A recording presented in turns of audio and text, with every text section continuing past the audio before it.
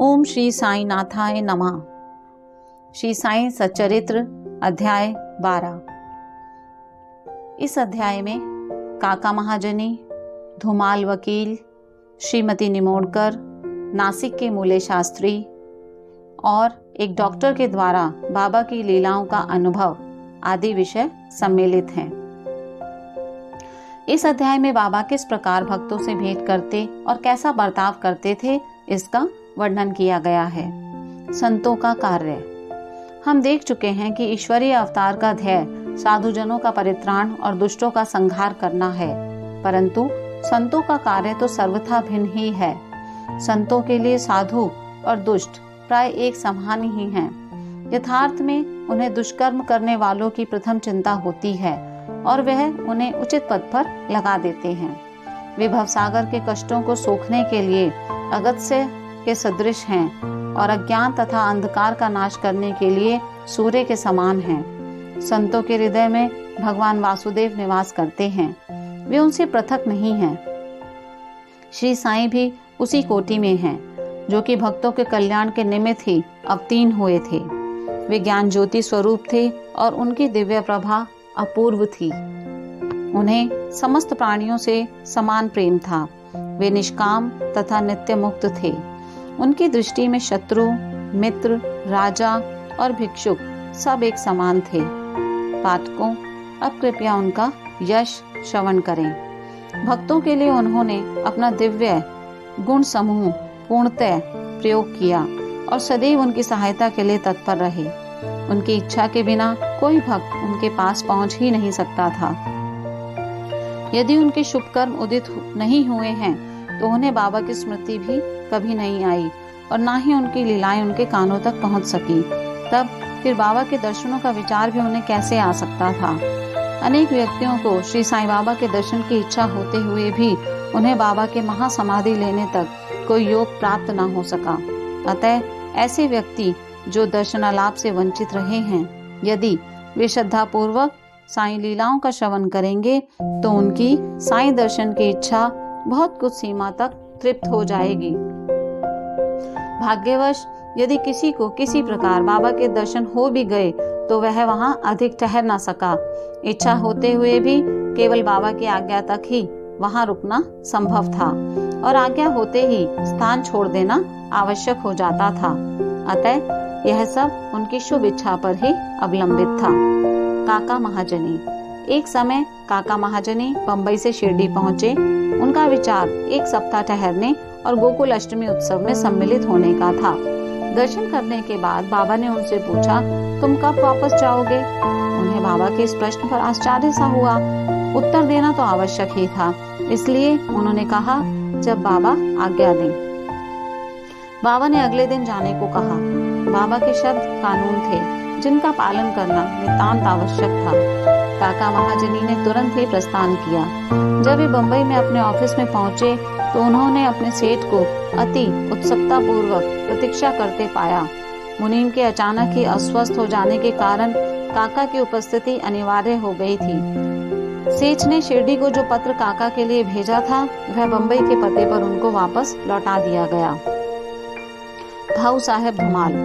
अब एक विपरीत कथा सुनिए।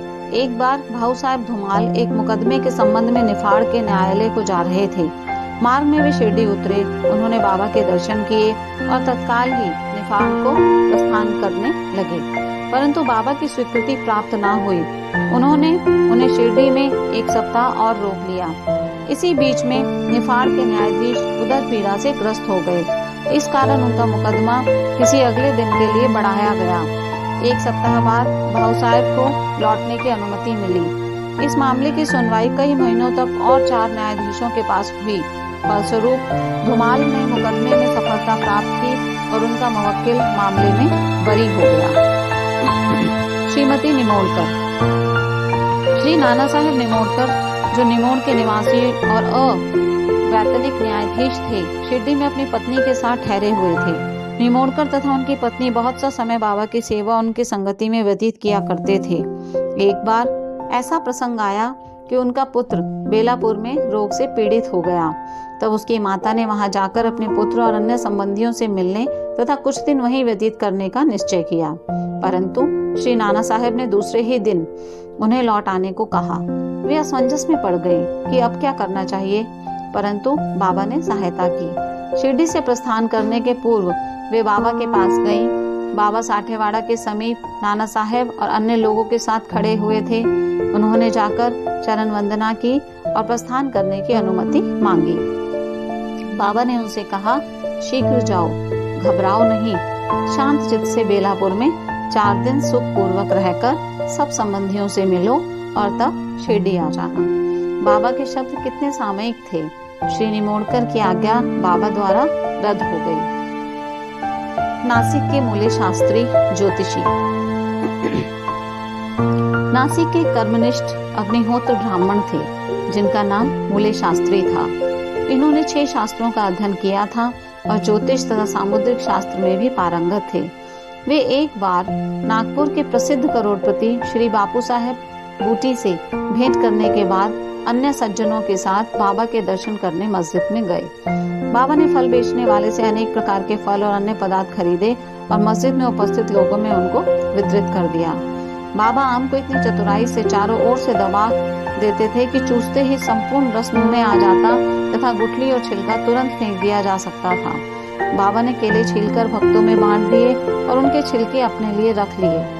हस्तरेखा विशारद होने के नाते मूले शास्त्री ने बाबा के हाथ का परीक्षण करने की प्रार्थना की, परंतु बाबा ने उनकी प्रार्थना पर कोई ध्यान न देकर उन्हें 4 केले दिए। इसके बाद सब लोग वाड़े को लौट आए।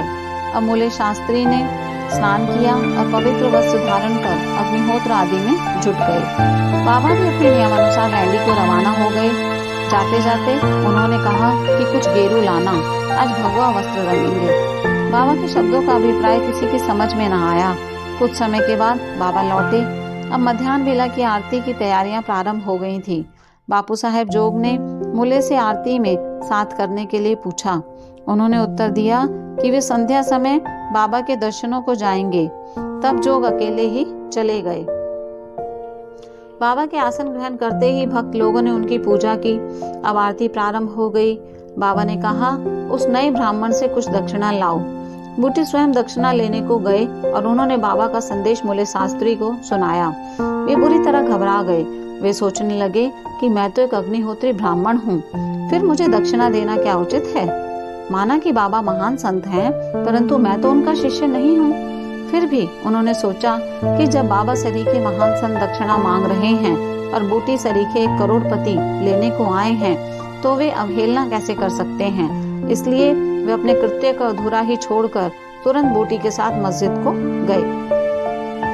वे अपने को शुद्ध और पवित्र तथा मस्जिद को अपवित्र जानकर कुछ अंतर से खड़े हो गए और दूर से ही हाथ जोड़कर उन्होंने बाबा के ऊपर पुष्प फेंके। एकाएक उन्होंने देखा कि बाबा के आसन पर उनके कैलाशवासी गुरु घोलप स्वामी विराजमान हैं। अपने गुरु को वहां देखकर उन्हें महान आश्चर्य हुआ। कहीं ये स्वप्न तो नहीं है? नहीं, यह स्वप्न नहीं है। मैं पूर्ण जागृत हूँ, परंतु जागृत होते हुए भी मेरे गुरु महाराज यहाँ कैसे पहुँचे? कुछ समय तक उनके मुंह से एक शब्द भी न निकला। उन्होंने अपने को चिकोटी ली और पुनः विचार किया, परंतु वह निर्णय न कर सके कि कैलाशवासी गुरु घोलप स्वामी मस्जिद में कैसे आ पहुँचे। फिर सब संदेह दूर करके वे आगे बढ़े और गुरु के चरणों पर गिर हाथ जोड़कर स्तुति करने लगे। दूसरे भक्त तो बाबा की आरती गा रहे थे, परंतु मूले शास्त्री अपने गुरु के नाम की ही गर्जना कर रहे थे। फिर सब जाति पाति का अहंकार तथा पवित्र और अपवित्रता की कल्पना त्याग कर वे गुरु के चरणों पर पुनः गिर पड़े। उन्होंने आंखें मूंद ली, परंतु खड़े होकर जब उन्होंने आंखें खोली तो बाबा को दक्षिणा मांगते हुए देखा। बाबा का आनंद स्वरूप और उनकी अनिर्वचनीय शक्ति देख मूले शास्त्री आत्मविस्मृत हो गए। उनके हर्ष का पारावार न रहा। उनकी आंखें अश्रुपूरित होते हुए प्रसन्नता से नाच रही थी। उन्होंने बाबा को पुनः नमस्कार किया और दक्षिणा दी। मूले शास्त्री कहने लगे कि मेरे सब संशय दूर हो गए हैं। आज मुझे अपने गुरु के दर्शन हुए। बाबा की अद्भुत लीला देखकर सब भक्त और मूले शास्त्री द्रवित हो गए। गेरू लाओ, आज भगवा वस्त्र रंगेंगे। बाबा के इन शब्दों का अर्थ अब सबकी समझ में आ गया। ऐसी अद्भुत लीला श्री साईं बाबा की थी। डॉक्टर। एक समय एक मामलदार अपने एक डॉक्टर मित्र के साथ शिरडी पधारे। डॉक्टर का कहना था कि मेरे इष्ट श्री राम हैं, मैं किसी यवन को मस्तक न नवाऊंगा, अतः वे शिरडी जाने में असहमत थे। मामलतदार ने समझाया कि तुम्हें नमन करने को कोई बाध्य ना करेगा और ना ही तुम्हें कोई ऐसा करने को कहेगा, अतः मेरे साथ चलो, आनंद रहेगा। वे शिरडी पहुंचे और बाबा के दर्शन को गए, परंतु डॉक्टर को ही सबसे आगे जाते देख और बाबा की प्रथम चरण वंदना करते देख सबको बड़ा विस्मय हुआ। लोगों ने डॉक्टर से अपना निश्चय बदलने और इस भांति एक यवन को दंडवत करने का कारण पूछा। डॉक्टर ने बतलाया कि बाबा के स्थान पर उन्हें अपने प्रिय इष्ट देव श्री राम के दर्शन हुए और इसलिए उन्होंने नमस्कार किया। जब वे ऐसा कह ही रहे थे तभी उन्हें साईं बाबा का पुनः रूप दिखने लगा। वे आश्चर्यचकित होकर बोले, क्या यह स्वप्न है? ये यवन कैसे हो सकते हैं? अरे यह तो पूर्ण योग अवतार हैं।